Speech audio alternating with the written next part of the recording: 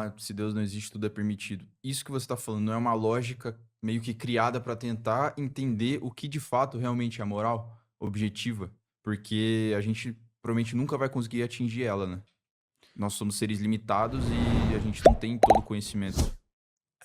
Na verdade, é o seguinte, nós, mesmo sendo seres limitados, podemos ter teorias melhores do que outras. É o que acontece pra ciência no modo geral. Então, eu posso nunca ter uma certeza, porque, tem um professor muito bom chamado Desidério Murch, né, foi meu professor de lógica, metafísica, ele fala uma frase muito boa, que a certeza é o estado psicológico de você pensar que você não está errado quando você pode estar errado.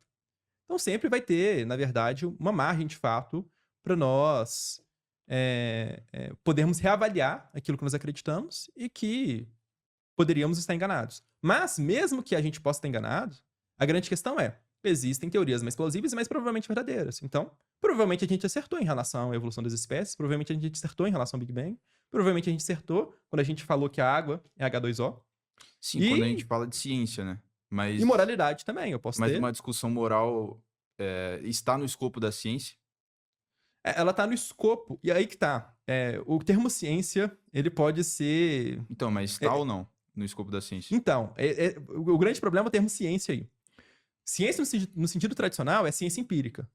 Nesse sentido, a moral ela não estaria no escopo da ciência empírica, porque ela depende de reflexão racional e filosófica, tal como a matemática também não está no escopo. Mas ciência no sentido ampliado, no sentido de Sven Hanson, moral estaria também dentro desse escopo, pensando que ela é uma disciplina do conhecimento em que você tem problemas, então ela estaria nesse escopo do que a gente chama de filosofia científica. Tá, mas aí seria um escopo da. Seria a ciência dentro da filosofia. Seria uma espécie de. Você teria instrumentos filosóficos para poder lidar com essas questões. Então é debatível ainda. Mas sempre a ciência também é debatível, de toda Sim, maneira. sim. Não, eu falo, é, Nunca, é nunca é. debatível, mas que nem você falou, existem teorias que são mais aceitas que outras, certo? É, Sempre numa discussão moral, você vai conseguir chegar no consenso, entende? Essa que é a minha dúvida. eu vou chegar em alguns pontos, inclusive, que a gente provavelmente acertou em relação à moralidade. Nós acertamos em relação a direito das mulheres. Então, é, antigamente, mulheres eram registradas como propriedade. Né? John Stuart Mill, um dos grandes filósofos que a gente tem da moralidade, né? Demonstrou num livro chamado Sugestão das Mulheres que, olha, esse comportamento é moralmente implausível. Mas nenhuma mulher deve ser propriedade, como um carro é propriedade, como uma casa é propriedade, e a gente provavelmente acertou nisso. A gente provavelmente acertou em relação a que o racismo é imoral. Eu não devo subjugar as pessoas pela cor da pele. A gente acertou exatamente É, nisso. esse é um dos grandes argumentos contra o relativismo, né? Senão você vai dizer, pô, será que. Então, segundo você, que defende o relativismo, Hitler estava certo, então, né? Quer dizer, você pega uma Se eu coisa não, absurda da sociedade e joga contra o cara.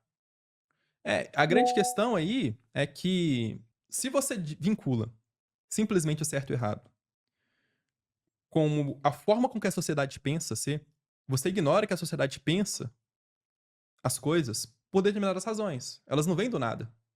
E essas razões podem ser boas ou ruins. E aí que tem a grande questão. Eu devo avaliar as razões pelas quais as pessoas pensam certas coisas.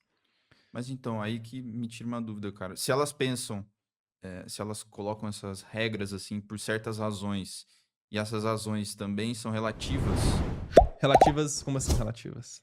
por exemplo, é errado matar uma pessoa porque pela razão de que isso é ruim para a sociedade, para a sociedade prosperar. Ok. E isso seria relativo em que sentido? No sentido de que tem uma razão por trás.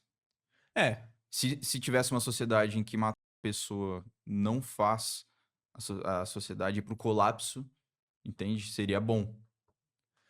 no final das contas, obviamente, moralidade depende de contexto e depende de como a sociedade se comporta sob determinadas circunstâncias. Então, andar pelado na rua é errado porque a gente está num contexto social em que estar pelado é visto de maneira horrorizada, etc. Existem contextos para isso. Mas provavelmente não vamos ter um contexto em que mas existem coisas contextuais aí e sempre as regras morais devem estar relativas nesse sentido ao comportamento da sociedade. Por isso que, apesar da moralidade não ser... as regras não serem exatamente empíricas, não serem ciência empírica, os dados empíricos importam muito para que a gente tome determinadas decisões. Mas a grande questão é que, diferentemente das teorias eugenistas, a visão, o princípio da igual consideração de interesses não parte de bases empiricamente falsas. Então, para que o cara que era nazista, né? Não sei se a gente pode usar essas palavras, se isso avacalha o algoritmo. A grande questão é que ele partia de princípios falsos sobre a realidade. Como a ideia de que existia uma hierarquia entre as raças, comparações que não estão baseadas em boas evidências científicas, né, em relação a entendimentos até mesmo sobre a composição genética de certos grupos. E tudo isso é uma fundamentação errada que gerou uma teoria moral falsa. Gostaram do corte, galera? Deixem o seu like, se inscreve no canal e até a próxima.